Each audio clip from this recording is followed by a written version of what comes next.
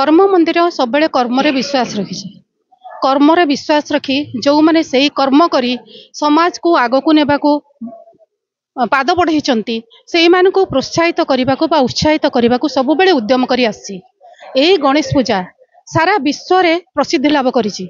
सारा विश्व रे मुंबई पर द्वितीय स्थान अधिकार करिछि। आउ सेही गणेश पूजा को पूजा करुथुबा सब कमिटी को संवर्धित करिया पे हमर कर्म मंदिर सेमानक कर्म रे विश्वास रखी सब बेले प्रचेष्टा जारी रखिछि जहा द्वारा कि सामान्य प्रयास सामान्य उत्साहित करबा ए कर्म मंदिर आजिर कार्यक्रम नुआखाई भेटघाट रो उद्देश्य आम कर्म मंदिर रो उद्देश्य थिला एही गणेश पूजा को आगु को नेबा पई जेउ कमिटी बा जेउ परिषद सब आगु को आछंती ताकू आगु को नेबा पई प्रोत्साहित करबा को सामान्य उद्यम करिछि सामान्य चेष्टा करिछि। प्रथा परंपरा और संस्कृति रे विश्वास रखिथिबा हमर ओडिया जाति 12 मास रे 13 पर्व करिथाय एवं सेही परी पश्चिम ओडिसा रे केवल पश्चिम ओडिसा रे केंद्रीभूत नुह ए नुआखाई भेटघाट पश्चिम ओडिसा को छाड़ी सारा ओडिसा रे प्रत्येक स्थान रे नुआखाई पालित होची। तार अर्थ हैला आमे नुआ फसल को नवान को भगवान को प्रदान करिबा एवं समस्ते एकाठी हेबा समस्त भेदभाव भूली आमे एकाठी हेबा एवं आगो को बढ़िबा यार उद्देश्य शांति रे रहिबा भगवान को कृतज्ञता जणाइबा एवं सुख रे रहिबा निरोगी रहिबा यार लक्ष्य।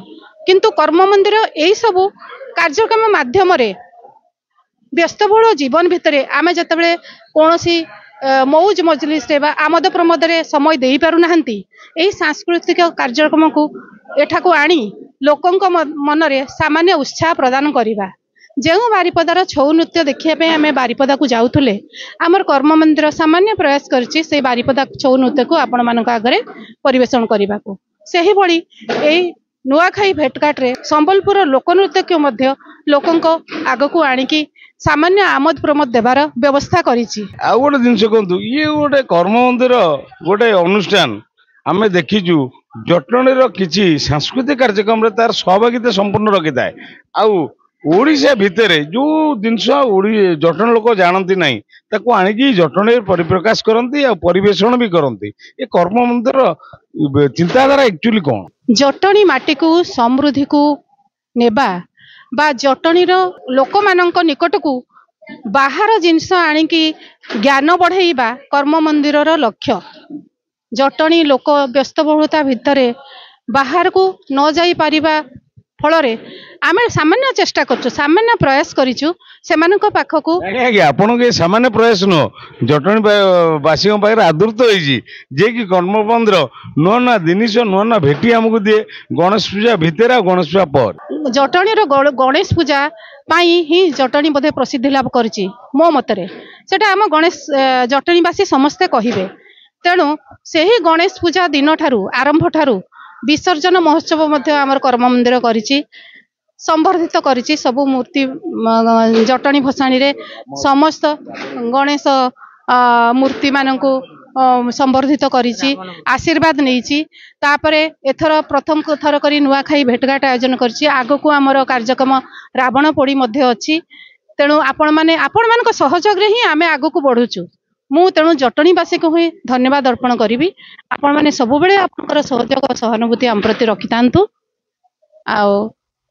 मु कामना करुच्ची आमर कर्म मंदिर को आपण आशीर्वाद सब बेले करिवे आ कर्म मंदिर केमती आहुरी आगो को जीव आपण मानक सेबारे लागिवो एहा ही मु मैनेजिंग आपनको प्रयास आपनको कर्म मंदिर प्रयास जटणीवासी पई यथार्थ अछि किंतु आपण को वार्ता देबे जटणीवासी पई आगामी दिन कौन वार्ता देबे आगामी दिन को जटणी को अधिक समृद्ध करबा पे हमें चेष्टा करूछु जटणी को आमे ओडिसा रे एक नंबर करबा पे चेष्टा रे अछु आमे सामान्य प्रयास करिछु मात्र आमर कर्म मंदिर सामान्य प्रयास करछि।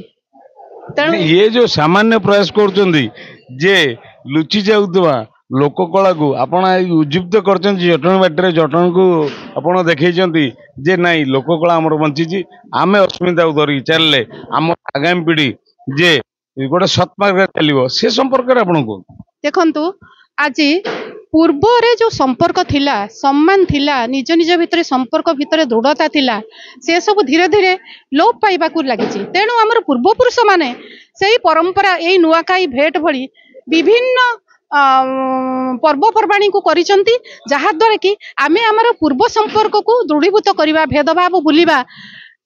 ତେଣୁ ମୁଁ ଜଟଣୀବାସୀକୁ ନିଶ୍ଚୟ ଏ ସନ୍ଦେଶ ଦେବି, ପୂର୍ବ ଭେଦଭାବକୁ ଭୁଲି ଆମେ ସମସ୍ତେ ଏକାଠି ହୋଇ ଆମ ଜାଗାର କେମିତି ଆଗକୁ ଉନ୍ନତି କରିବା ସେଇ ଲକ୍ଷ୍ୟରେ ରହିବା ଉଚିତ। ଆଜ୍ଞା, ଆପଣ ଏଇ କାର୍ଯ୍ୟକ୍ରମରେ ଆଜି ସାମିଲ ହେଇଥିଲେ, ଆପଣ ଏ କାର୍ଯ୍ୟକ୍ରମ କେମିତି ଲାଗିଲା, କଣ ଲାଗିଲା କି ସେ ସମ୍ପର୍କରେ ସୂଚନା ଦେବେ? ମୁଁ ସସ୍ମିତା ପାଢୀ ଜଟଣୀ ହାଟ ବଜାରରୁ ଆସିଛି। କାର୍ଯ୍ୟକ୍ରମଟା ବହୁତ ହିଁ ଭଲ ଲାଗିଲା। ଏମିତି କାର୍ଯ୍ୟକ୍ରମ ଆଗକୁ ବି କରିବା ଦରକାର ଜଟଣୀରେ। ମାନେ ଜଟଣୀ ହେଉଛି ଭାଇଚାରା ସହର। ଏଠି ଜାତି ଧର୍ମ ବର୍ଣ୍ଣ ନିର୍ବିଶେଷରେ ଗୋଟିଏ ଜିନିଷ ଚିନ୍ତା କରନ୍ତି, ଗଣେଶ ପୂଜାକୁ ଗଣପର୍ବ ପାଳିତ କରିବା, ଆନନ୍ଦରୁ ଉଲ୍ଲାସ ସହିତ ସମାପନ କରିବା। ସମାପନ ହେଇଛି, ଆଜି କର୍ମ ମନ୍ଦିରର କାର୍ଯ୍ୟକ୍ରମ ହେଇଛି।